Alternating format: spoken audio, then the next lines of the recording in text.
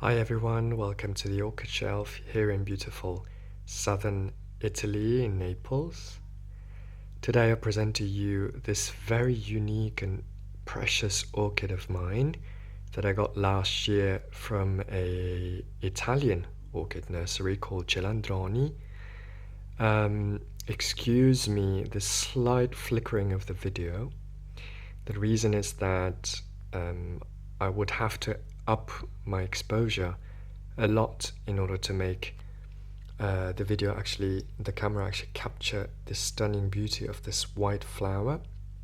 So I decided to down the exposure a bit, even if there is a bit of flickering there. But I guess when it comes to the flower, you can really enjoy its beauty nonetheless. Caularthronbicornutum comes from the northern parts of the South American continent, and so we're talking about Venezuela, Suriname, Guyana, up to the Isles of Trinidad, according to orchidspecies.com. And it grows epiphytic, but also on rocks and cliffs, sometimes near rivers or by the sea. And it is described as a warm to hot growing orchid. As you see, it grows a bit like an epidendrum with elongated, very plump and strong pseudobulbs. It looks a bit like a mixture between epidendrum and dendrobium, doesn't it? Because at each, in between there are these leaves on both sides which seem to build like a tower. I got the orchid with this pseudobulb in growth, and as you can see, this is an older pseudobulb which is considerably smaller, down to the oldest, which was obviously very, very small. What I've been noticing is that with each pseudobulb, the orchid just kind of seems to be climbing up a bit. So the older pseudobulbs I had to pot quite down low, which doesn't really do anything to the orchid.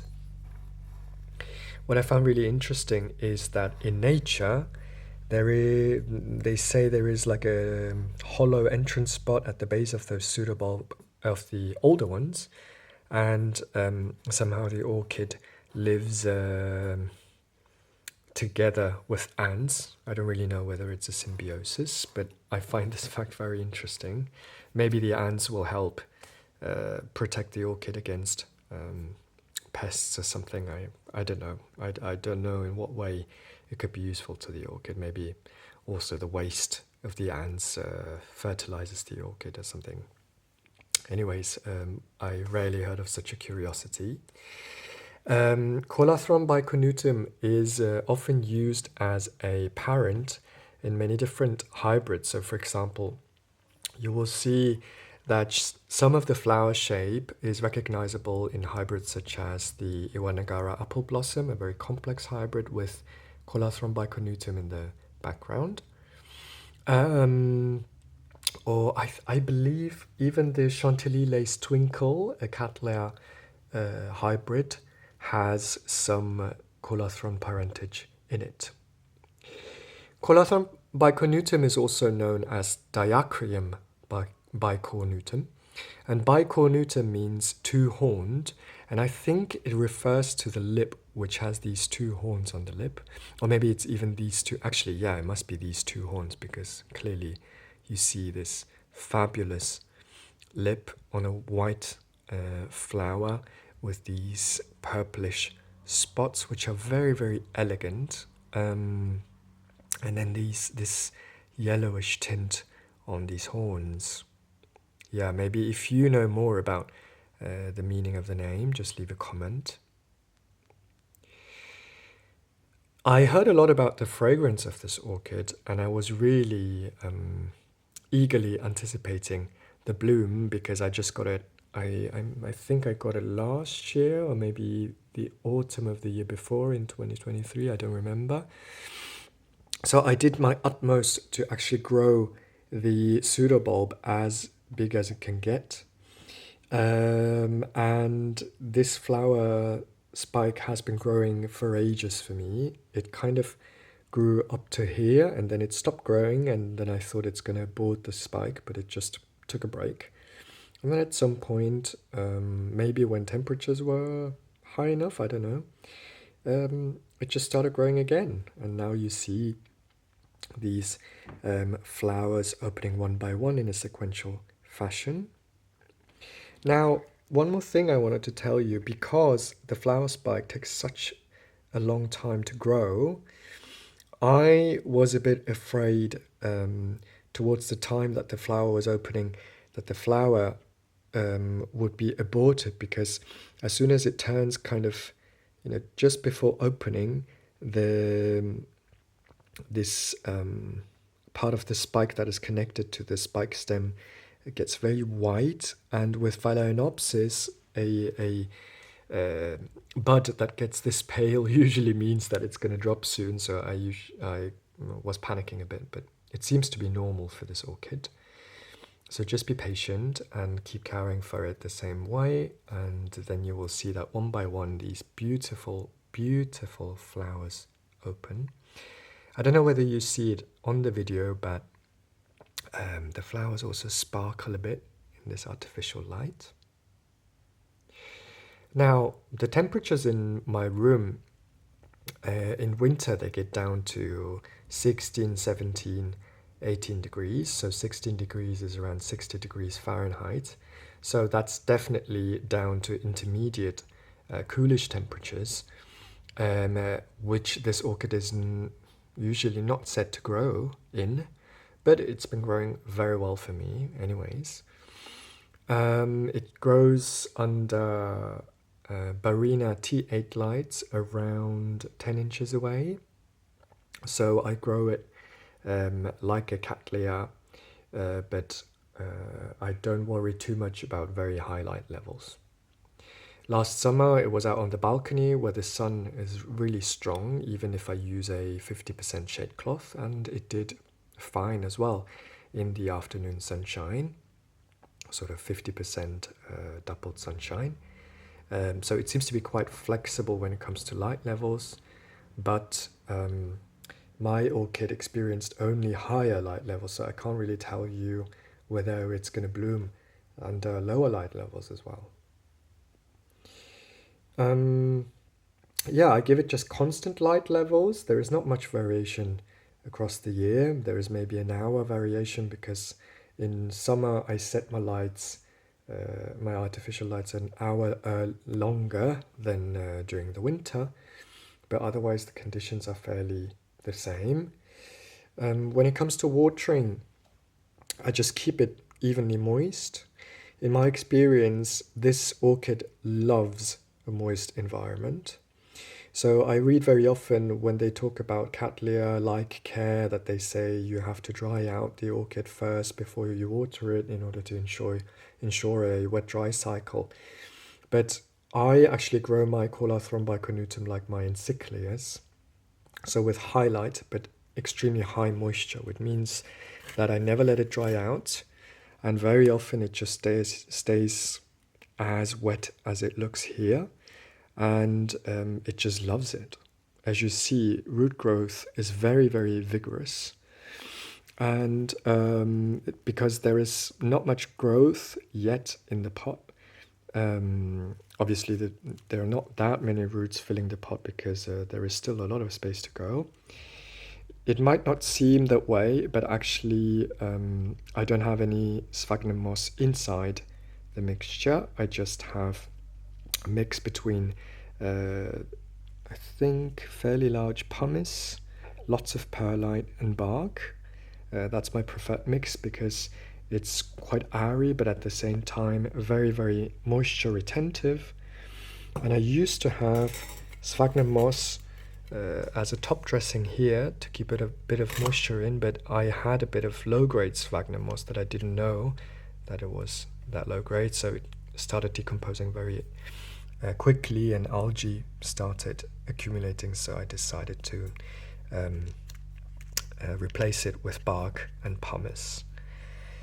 So yeah, it stays constantly moist like that, Maybe the maximum is that 1/3 of the pot dries out and then I just water it again together with my other orchids. But it's been very, very happy like this. So in indoor culture, I would not keep it in such a pronounced wet-dry cycle, just because you don't need to. I mean, you can. I can't imagine that the orchid would dislike it.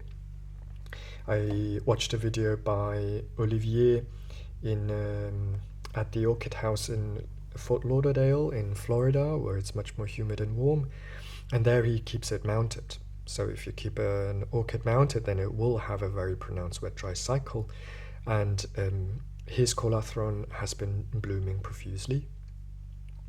But given that this is the first bloom of this orchid, I really can't say that this bloom is somewhat reduced or distorted or anything. I mean, it's just so perfect, and I can't stop looking at it. I fertilize it, like my other orchids, with MSU well water fertilizer, because the water in Naples is very calcareous. I add kelp extract, and I adjust the pH down to around 6. If I can, sometimes I don't, because the well water fertilizer is designed for highly calcareous water with high pH values. And yeah, it's been growing quite slow for me, but very steadily, and blooming this profusely. You know, I was really looking forward to it. What else is there to say? With pests, I haven't had any issues so far. I'm very grateful for that. Of course, I'm sure it can have the usual pests. I actually don't know why this flower has this one dark spot. I hope it's not botrytis, but I don't think so, because if it was, then I guess the dots would spread. The other flowers are unaffected, so maybe it's just a type of blemish. Yeah. Lastly, let's talk about fragrance. I just stopped talking for a second, because I had to just I'm really looking for words to describe the fragrance, just because it kind of blew my mind. It's not as strong as I expected, so you don't really smell it from far away.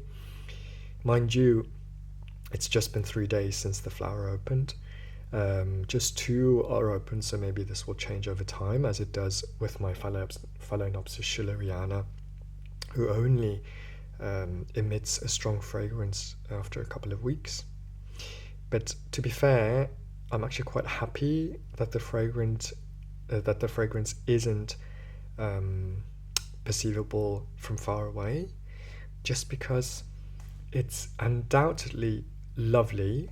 I've never smelled such a fragrance before, but it's quite strong in a very weird way. Imagine putting your nose against the flame of a scented candle that has the label peaches on it.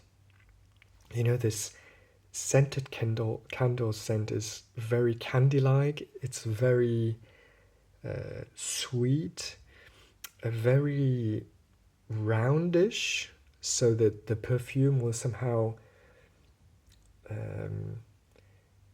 smell quite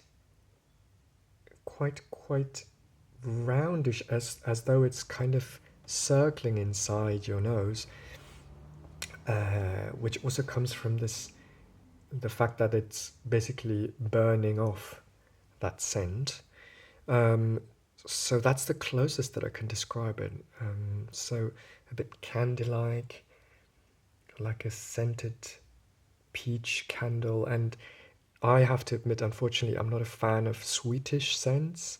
I'm not a fan of scented candles at all, which is why I just kept my nose against it a couple of times, and each time I coughed, because the fragrance is quite strong if you keep your nose close to it. You can see that I have a lot to say about the fragrance, just because it was I was so struck by it. It was because with my other orchids that are fragrant, the fragrance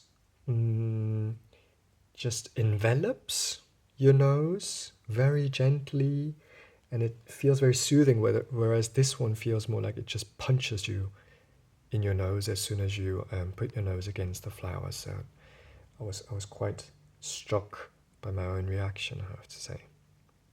But for people who love that scented candle smell, I can absolutely recommend it. I mean, to be honest, it's such a beauty that even if it didn't smell of anything, I would still buy this orchid because it's such a beauty. It's easy to grow. It handles a big temperature range.